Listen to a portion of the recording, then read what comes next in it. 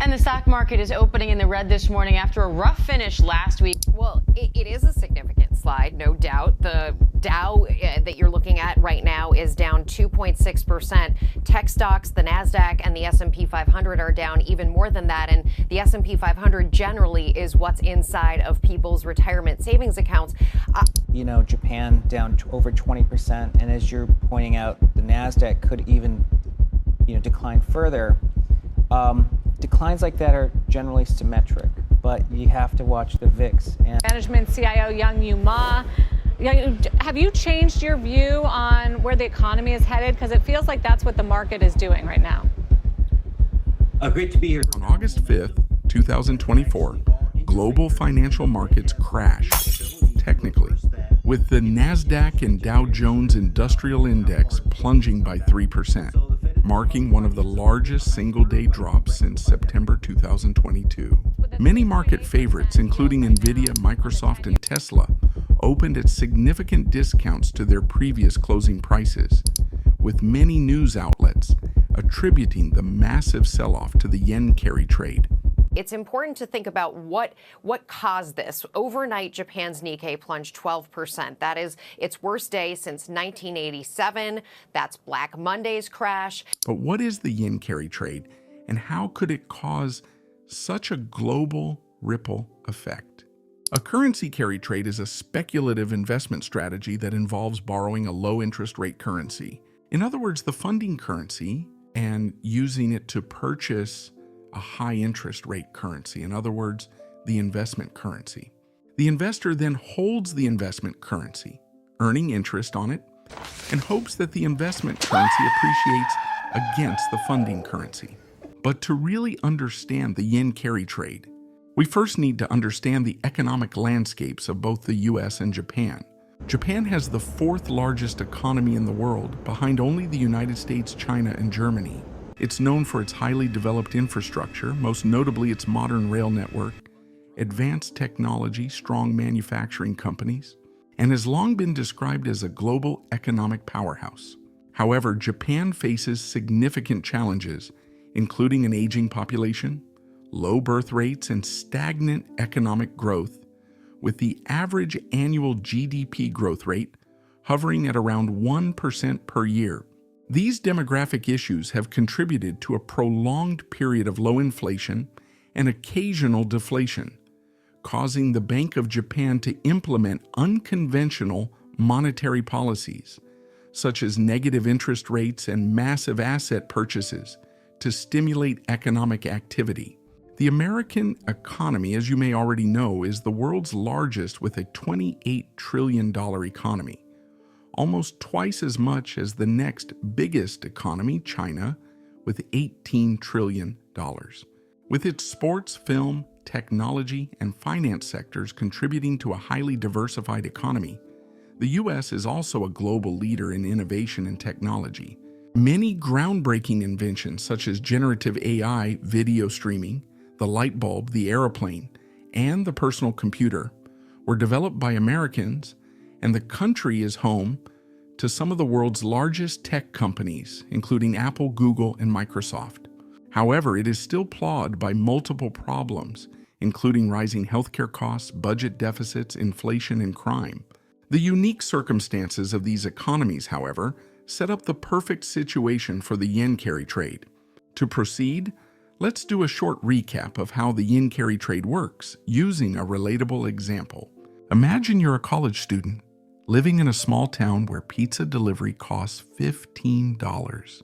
However, you know a pizza place in a nearby city that sells the same pizza for $10. If you can drive to the city, buy a pizza, and bring it back to your town for less than $5 in gas, you can make a profit.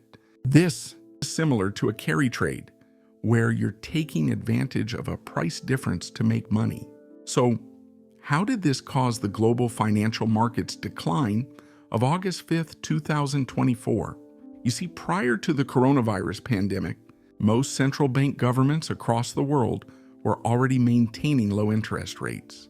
With the federal funds rate in the United States set between 1.5 and 1.75%, interest rates at the Bank of Japan at minus 0.1%. and the target overnight lending rate set by the Bank of Canada at 1.75%. In late 2020 and early 2021, following the removal of lockdown requirements in most places around the world, most central banks began to lower their interest rate, with the Federal Reserve and Bank of Canada cutting to 0.25% each. And by the end of 2022, following the high inflationary environments, these banks had raised rates to 4.50% respectively.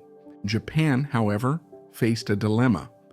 Interest rates were already very low before the pandemic, so lowering them further could have led to financial losses for the government. To stimulate the economy, Japan opted for other strategies and kept rates steady from 2021 to 2023, opening the door to the yen carry trade. At this stage, we would like to introduce a more technical definition of the yen carry trade. Imagine you are a trader at an investment bank in New York, and you decide to borrow $1,000 worth of Japanese yen. If the exchange rate is $1 to 100 yen, this means you receive 100,000 yen. Since Japan's interest rate is minus 0.1%, you pay a very low cost and are essentially getting paid to borrow. You then convert the 100,000 yen to dollars, which gives you $1,000, and invest it in a US-based treasury bill earning 3% interest annually. After 1 year, your $1,000 investment in the US earns $30, 3% of $1,000. You still have to pay interest on the Japanese yen you borrowed. Since the rate is minus 0.1%, you would effectively earn 0.1% on the borrowed yen.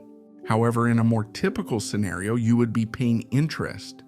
So for simplicity, let's assume you're required to pay a small fee, or that the effective borrowing cost is very close to zero.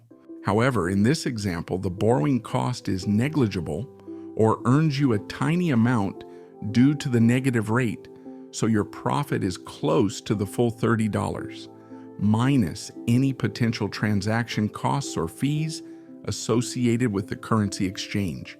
Over the past 5 years, the US dollar has surged in value over the Japanese yen, driven by several factors such as a stronger US economic outlook, higher interest rates, and the S&P 500's impressive 20% year-to-date return.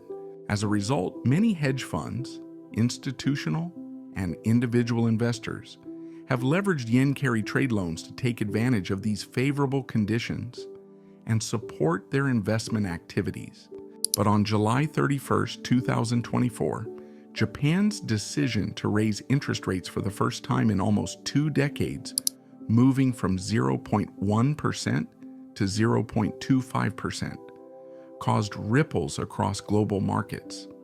The rate hike triggered a massive sell-off on August 5th, as heavily leveraged investors offloaded financial assets to repay their yen-denominated loans, causing a ripple effect across global equity, bond, and cryptocurrency markets. If you enjoyed this video and want to see more content like this, don't forget to hit the like button and subscribe. It's the best way to show your support and helps the channel grow.